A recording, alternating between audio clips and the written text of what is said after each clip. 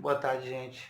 Nessa aula de hoje, a ideia é falar um pouquinho sobre espectroscopia de massa, que não é um tema muito recorrente no ensino médio, mas é um termo que aparece em algumas questões, tá? Então, a minha ideia é desvendar de onde que vem esse termo, como que esse método é utilizado para determinar, por exemplo, a abundância isotópica. Tá? Então, uma questão típica é essa questão onde ele fala o seguinte: existe uma amostra de cromo metálico que foi analisada no espectrômetro de massa. O espectro a seguir indica a existência de 4 isótopos naturais desse elemento.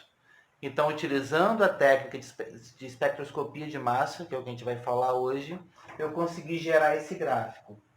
E o que esse gráfico representa para a gente? Cada sinal desse, ele representa um isótopo do cromo. Então, eu tenho um cromo 50, o 52, o 53 e o 54. Tá? E a intensidade desse sinal, ele é proporcional à quantidade de cada isótopo. Então, por exemplo, o isótopo 52, ele tem 84% de abundância. E a questão pede o seguinte: a partir dos resultados dessa análise, o valor que mais se aproxima da massa atômica do elemento químico cromo é.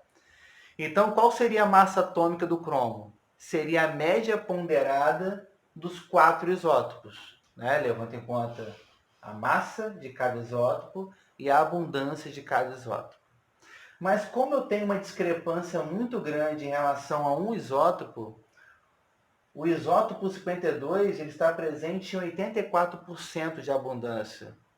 Então, fazendo essa média ponderada, certamente o resultado mais próximo vai ser um resultado mais próximo possível do isótopo mais abundante. Então, o item C, 52,1. Então, sem fazer nenhum cálculo, eu marcaria o item C com certeza, tá? Mas vamos lá, resolvendo a questão. Eu tenho 4 isótopos do cromo, né? Existe o cromo 50 com 4% de abundância, o cromo 52 com 84% de abundância, o cromo 53 com 10% de abundância e o cromo 54 com apenas 2% de abundância. Então já sei a massa atômica de cada isótopo e a abundância de cada isótopo.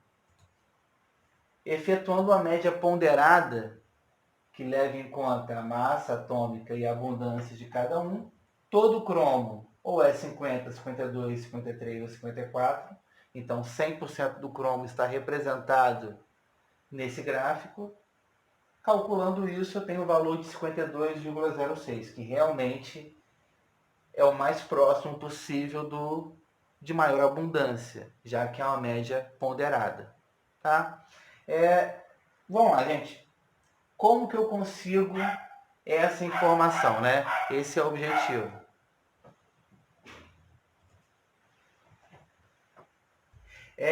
Como que funciona a espectroscopia de massa? Primeiro eu vou injetar a minha amostra.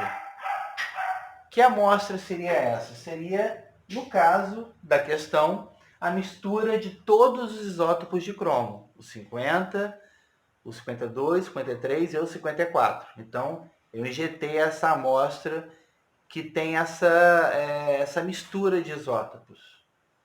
Em seguida, eu vou aquecer essa amostra. Eu vou aquecer essa amostra até gerar um vapor dessa mistura. Tá? Então, eu vou ter uma vaporização dessa mistura de isótopos. Em seguida, um feixe de elétron ele vai conseguir ionizar essa amostra. Então, o elétron vai esbarrar nesse cromo metálico, que está na forma de vapor agora, e ele consegue remover esse elétron da superfície do cromo metálico.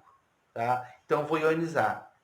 Por que essa técnica exige que eu tenha a ionização desse cromo? Porque depois esse cromo ionizado ele vai viajar por dentro desse tubo, aonde ele vai passar por um ímã.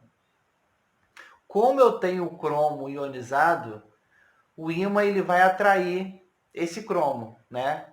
Já que é um metal, ele vai sair na forma positiva. Ele vai atrair esse metal e no final desse tubo eu vou ter incidido nesse detector isótopos diferentes. Por quê? O isótopo mais pesado ele vai desviar menos do que o isótopo mais leve. Ele vai ter um desvio maior. E cima consegue atrair de forma mais fácil o isótopo mais leve. Então lá no detector eu vou encontrar o quê? O cromo 52, que é o mais leve, e o cromo 54, que é o mais pesado, vai ser o que vai ser menos atraído pelo ímã. Galera, então essa é a técnica de espectroscopia de massa, tá? E vamos lá, então, ligado a esse detector, eu tenho um banco de dados, né? Vai passar por um processador, por um computador, por uma interface, né? Essa interface tem um banco de dados e é ali que vai gerar esse gráfico onde cada sinal é referente a um isótopo. Tá? E galera, para finalizar, essa técnica de espectroscopia de massa ela é utilizada para determinar os isótopos, é onde a gente mais enxerga nas questões, mas ele é muito importante para determinar ou para ajudar a determinar moléculas orgânicas, tá? Então, o pesquisador em química orgânica, ele fez uma reação química, ele quer saber exatamente qual é a molécula que tem no final, ele vai utilizar essa técnica para começar a determinar essa molécula. Por quê? Vai ser a mesma coisa. Eu vou injetar essa molécula no espectrômetro de massa, né? Eu tenho que confiar que essa amostra é pura. Então, eu vou injetar no espectrômetro de massa, ela vai ionizar essa molécula, vai quebrar essa molécula, e esses fragmentos vão chegar no detector, porque eles vão ser fragmentos carregados. Depois eu monto um quebra-cabeça e consigo analisar esses fragmentos e chegar em uma massa molecular. Eu consigo começar a determinar que molécula é essa. Então, galera, esse é um espectrômetro de massas, tá? Esse espectrômetro de massas está acoplado com um aparelho chamado cromatógrafo. Qual é o papel do cromatógrafo? Caso tenha alguma impureza, esse cromatógrafo vai separar, é como se fosse um separador de misturas, tá? Ele vai separar essas impurezas. Então, vamos lá, uma molécula orgânica, várias moléculas orgânicas, injetando no cromatógrafo, ele vai separar essas moléculas e quem vai chegar no espectrômetro de massa? Aquela molécula pura, tá? Para ser fragmentada, para analisar a massa dos fragmentos e chegar na possível fórmula molecular desse composto.